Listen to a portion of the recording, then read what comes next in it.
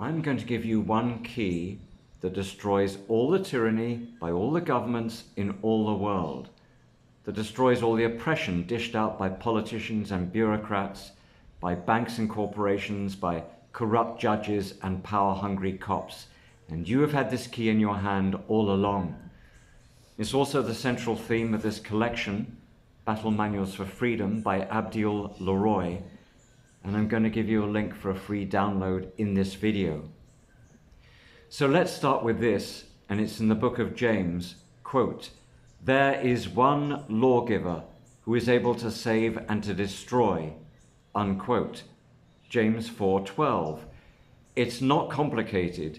The Almighty, the Creator, He who does as He pleases with the powers of heaven and the peoples of the earth, He is the only lawgiver. This one truth overturns everything. Every day I shout at the radio or the podcast or the computer or the interview because no one else is embracing this truth, not even the purported resistance to the tyranny. Nothing written by man can be called law. We have established that. Also, when Jesus is asked what is the greatest commandment, he answers that there are two commandments that encapsulate everything: to love the Lord your God with all of your heart and all of your mind, and to love others as you love yourself. All of the law and the prophets hang on these two commandments. Now, loving others as you love yourself means doing no harm to others.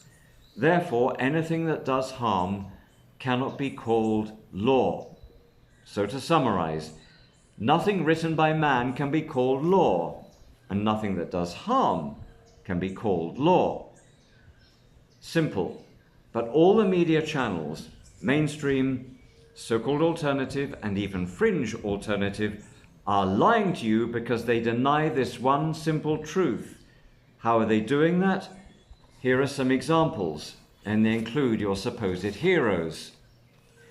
Pastor Adam Fannin, quote, "In Florida, they've passed a new law," unquote. Max Egan, quote, "Australia's new hate speech laws," unquote.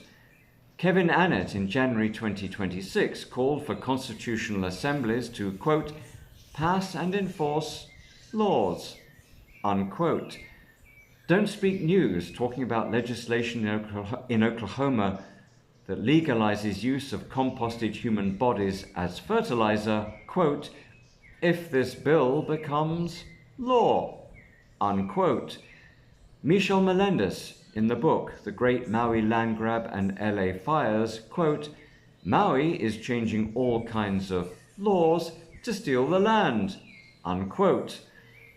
Financial commentator Clive Thompson, quote, "India has passed a new law," unquote.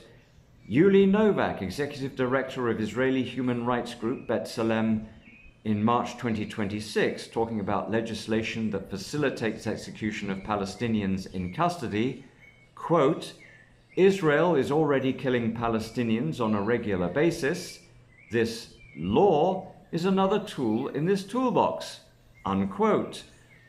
And I list more of this idolatry in my collection, Battle Manuals for Freedom by Abdiel Leroy. Quote, for example, Catherine Watt, whose work I respect, routinely calls legislation law. So does Sasha Latipova.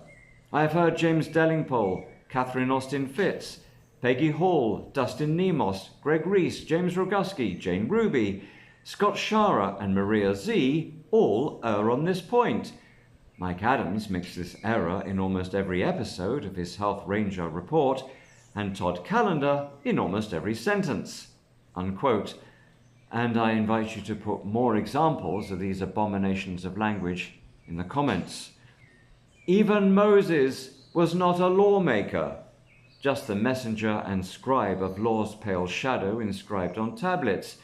Yet you are conferring the status of lawmaker on parliaments, bureaucrats, courts, and even the cannibals in chief who sign their abominations or write executive orders and call it law.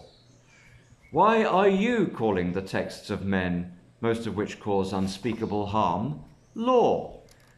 And yes, I'm talking to you, you false lights of the so-called truth movement and so-called freedom movement. You disgust me with your casual abominations of language, your routine blasphemy, your Jesus insulting sin. Will you stop calling legislation law? Will you stop enabling the politicians and bureaucrats and their puppet masters who cannibalize children by night and sweat out a tyrant text by day and call it law? Will you stop using other phrases of abomination such as administrative law, admiralty law, canon law, case law, codified law, commercial law, communitarian law, ecclesiastical, equity, fleet, maritime, martial, merchant, Noahide, papal, Roman, Sharia, statutory, Talmudic, or taught? Will you stop using the phrase constitutional law? For even if constitutions are lawful in trying to prevent harm, injury, or loss, they are still written by men. If after hearing all this you continue with your lies of language, then I continue to hate your willing blasphemies. I'm at my wit's end trying to bring humanity back to sanity. A change of behavior begins with a change in the mind, but if you continue upholding false authority with your Jesus-hating language, don't come complaining to me when that false authority kicks in your door. So for a free download of this collection, go to the homepage of my website, poetprophet.com. Or better yet, support my work, for I am sorely in need of it, by buying the paperbacks at geni.us/rights. You will also find there the links to buy direct for better quality paperbacks with color images. Much love, Abdiel Leroy.